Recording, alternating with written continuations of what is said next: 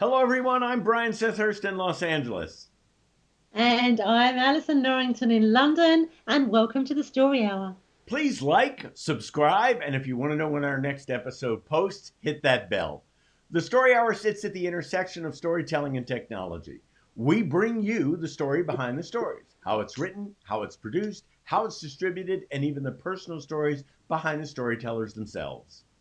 We talk with the master writers, producers, directors, authors, and technologists, covering it all from film and television to literature, virtual and augmented reality, and more, as well as the innovations in production, technology, and distribution that are changing the how of storytelling.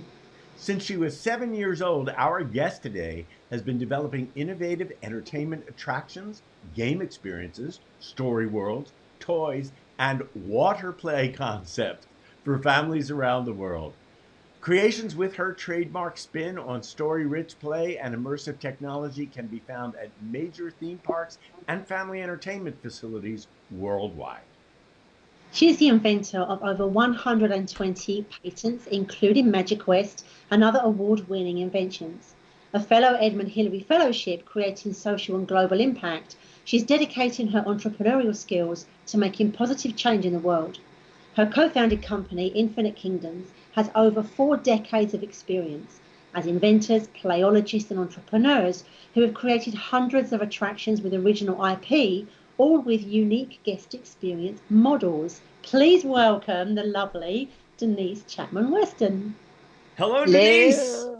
Hey, Denise. Welcome to the Story Hour. Thanks for having me, guys. Yeah. Since So, Allison Denise, knows you so very well, I'm just going to let Allison lead off. so, Denise, we met a few years ago and instantly clicked. I love how your brain works. I don't say that to many people, but you are absolutely, somehow in your DNA, you are an inventor. The way you see the world is absolutely fascinating. The way you see opportunities within things, you always inspire me with your outlook and how you just seem to be able to flip things and find opportunities. So we met actually first, and we started to work together on your original IP, the Memory Machine. I wonder if you might like to say a few words about that. Well, thank you both for having me. I appreciate it. And I also think it's an honor to talk about stories in this way. I love how you talk about that intersection because a lot of people don't really understand how storytelling, experiences, technology, how they all connect. And I have been lucky enough to been supported over the years by co-founders and believers and fellow storytellers like yourself, Allison, to look at the underside of storytelling and think of different ways in which you might tell it. So I think, in the memory machine, when we met, honestly, Allison, we're going probably 10 years ago. When was the second story world that you did? 2012, the second one. Oh, Yeah. seriously? Oh Yeah. my God. I know. I'm Okay. scary. So I did a playology workshop then, and spoke around the influence of play. And one of my greatest influencers has been being a psychologist for the first part of my career and being able to hear real stories from people that were life changing for them and figure out new ways to sort of use play and rethinking through their stories in ways to elevate them to a new level of personhood and being sharing those worlds and being able to understand them from the perspective I of just want to where somebody. I just want to ask you what you mean by a new level of personhood. Oh, I, good. Okay, that's a good question. It's also one of my favorite ones. So when people first find out that I'm a psychologist or my background for 35 years ago, they're always ready to say, "Oh, you're going to psychologize me" or whatever it is. And it's not true.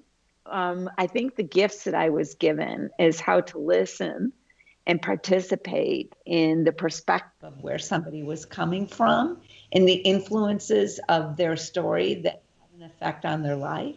And through ways that with a shift of perspective and new ways of looking how that story might have influenced them positively, change their lives for the better. So I used play and understanding stories and perspective to be able to help people reach new levels of personhood. So what I think is misunderstood about the process of being in therapy or clinical work, not is that you're presenting with a problem and that person's there to help you solve it. I think that's too simple. I think that stories are much more dynamic.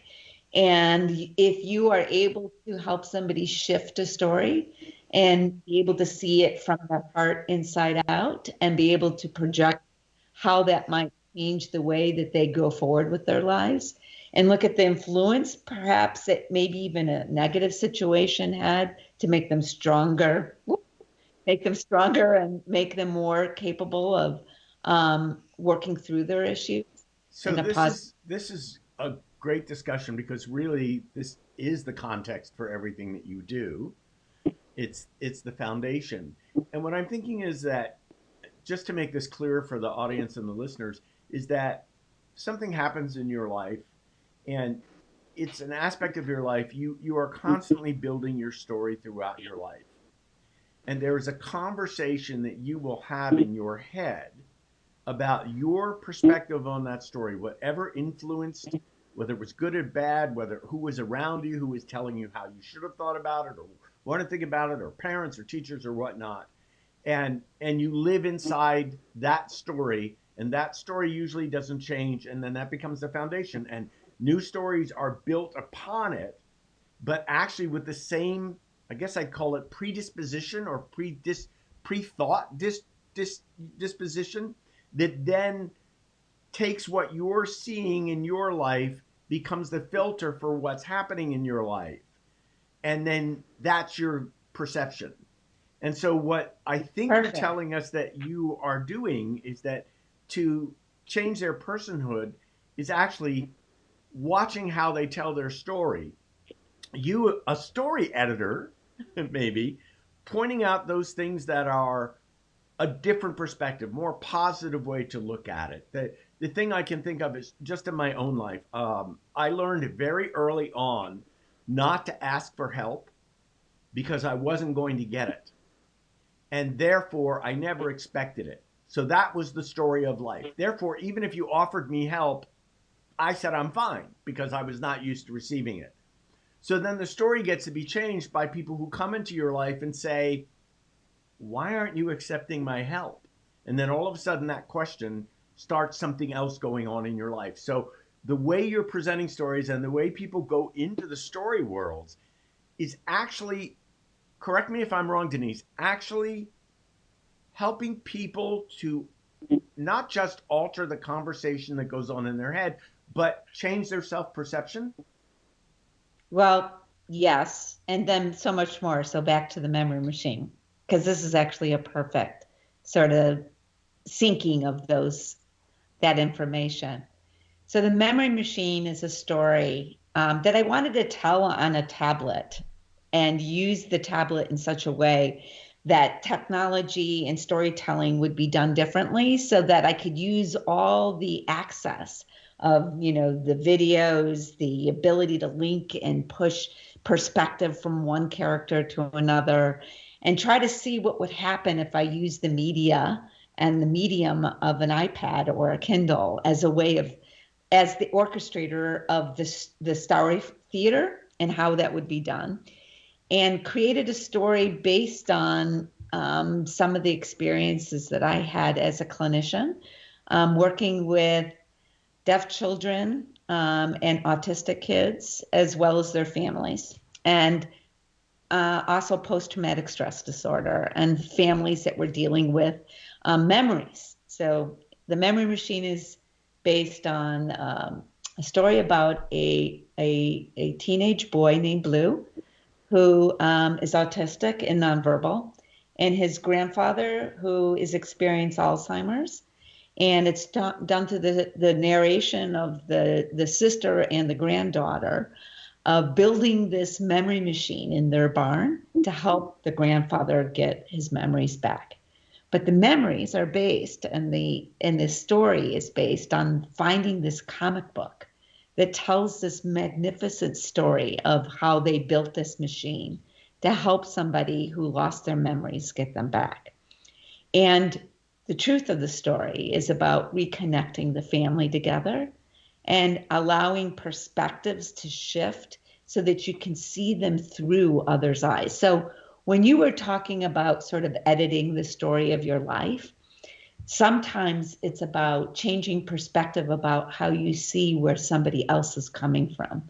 Some of the best, I think, the most important exchanges and stories that I've had as a clinician is not necessarily my background in education and how to help, right? Like you said, asking for help, but was listening with all of me and seeing things through the play and through sometimes the nonverbal world, especially when working with deaf children and their families, how to take in what they see and make it a perspective that I can learn from, and then narrate that story together.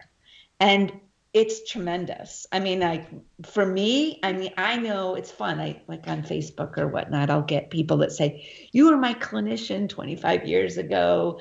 Do you remember me? You shifted this, you did that." And I'm thinking to myself, oh my God, girlfriend, do you have any idea how much you shifted me? Like how much I learned from you and the perspectives that I have now because you shared your story with me.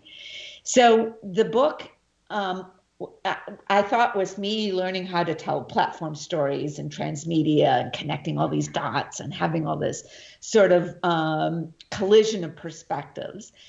And it ended up being me remembering all the major movements and memories of my own life, being in the middle of these stories and learning from others how perspective shift is the essence of personhood. So, for example, go ahead. One thing to this before you give that example. So you and me spent some time together adapting that book into a movie, which I still believe needs to be made because it's fucking brilliant. But I learned so much from that too, because your blue character, the child with the autism on the autism spectrum, you genuinely know about that. There's so many stories when that's leveraged in as something, but you genuinely know. You genuinely know how to sign for deaf people so you can communicate. There's such a deep authenticity. So I learned tons. I loved our experience taking that book and turning it into a movie. But I learned so much from that too, which is why one of the reasons I say I love how your brain works. So to give the example now, well, I had to intervene in this moment. Shift a perspective, right? So let's just talk story for one more minute, because that's really like the essence of this, how the story actually ended up being very prolific and take an account of memories. So it's assumed that the grandfather has Alzheimer's, and it's assumed that Blue, the teenage boy with autism, does not have the ability to communicate verbally, right? But what we do is we constantly shift perspective in the narrative from the way the sister's telling the story to the moment that he tells the story as it accounts for the entire time through a journal. So he draws. He draws and draws and draws. He maybe has 10 words, but he draws the entire time. And you see his personhood completely shift from the beginning with sort of illustrations that you kind of get to it being profoundly beautiful illustrations of his growth and how he was able to communicate. He did not actually earn more words, but he earned the ability for us to realize just how brilliant he was, how much he understood emotionally. What was happening to him as a character in it was literally what I saw in my office for years and years of the amount of learning I did from kids with autism that was earth-shattering for me. Because I now, as a designer of play and bringing physical attractions to life, I look at it, I think, almost with that sort of reversing perspective, constantly looking around it from all the little moments and seeing it maybe from how somebody else might see it, from a different culture, from a different feminine, masculine, all that kind of stuff in an instant, because those incredible kids taught me how to do that. They taught me how not to look at it through just my eyes, but look at it from all of yourself and how you can see things that you may not actually hear or see. It all seems even more important today because and actually using play instead of preaching, but to be able to, and the word empathy is overused in my estimation right now, so it doesn't carry the weight that I would love it to carry. But to be able to have that perspective, to walk in another person's shoes, to experience what they experience, but in the context that you offer it, it wouldn't feel like you were being attacked for what you weren't seeing. Am I making sense? Yes. Yes.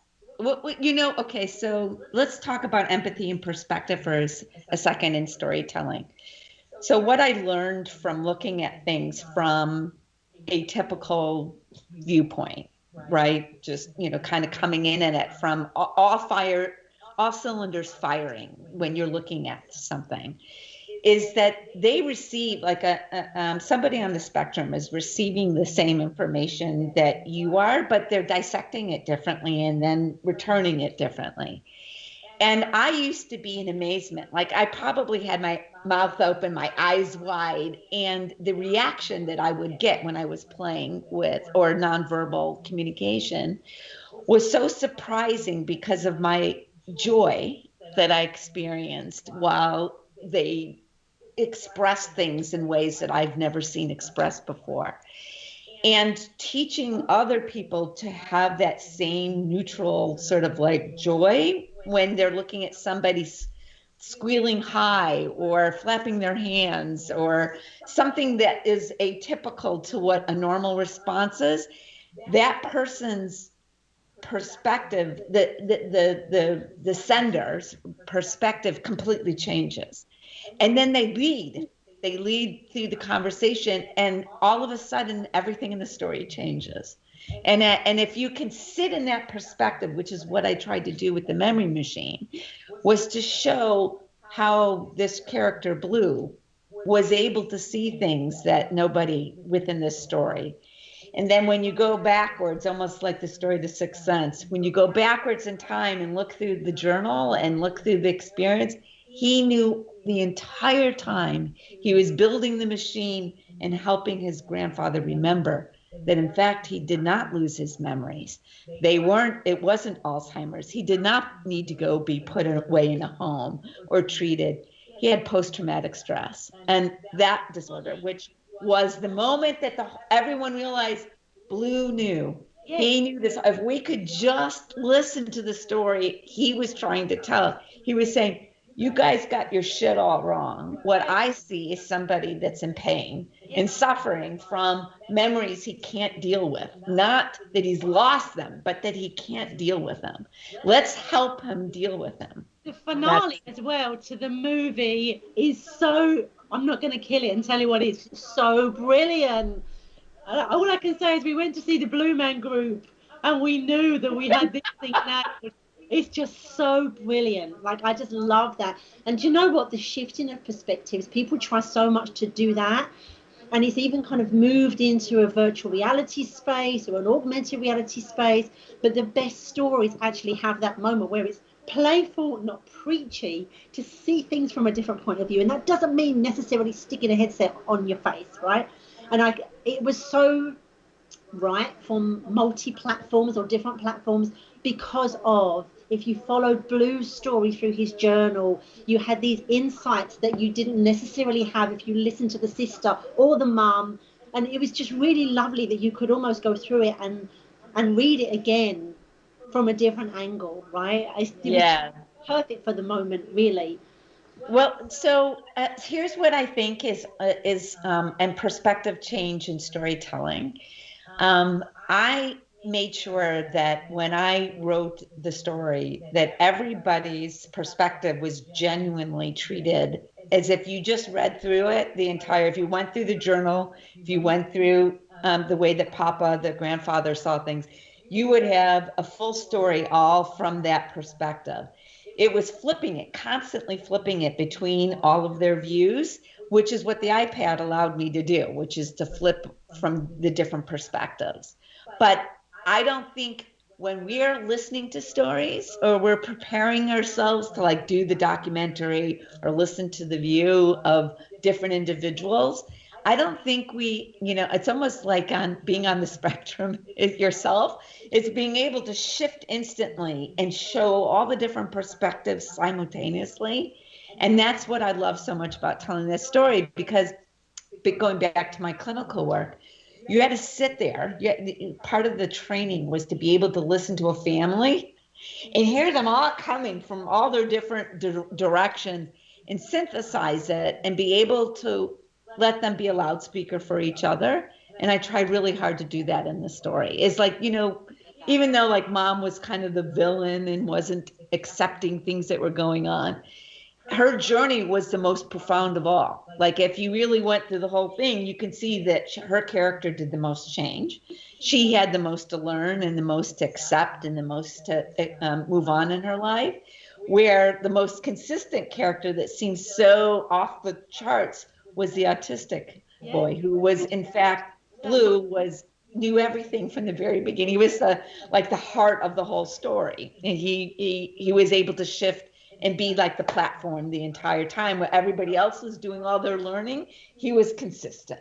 Like you could always go to Blue and look at what Blue was doing and go back into the story to figure out that he knew how to handle everyone's feelings. He understood how to go on to a different level of personhood, to accept what was going on around him. My question is, since I've never had the opportunity to see this or play it, is this available for people to? Yeah. Where?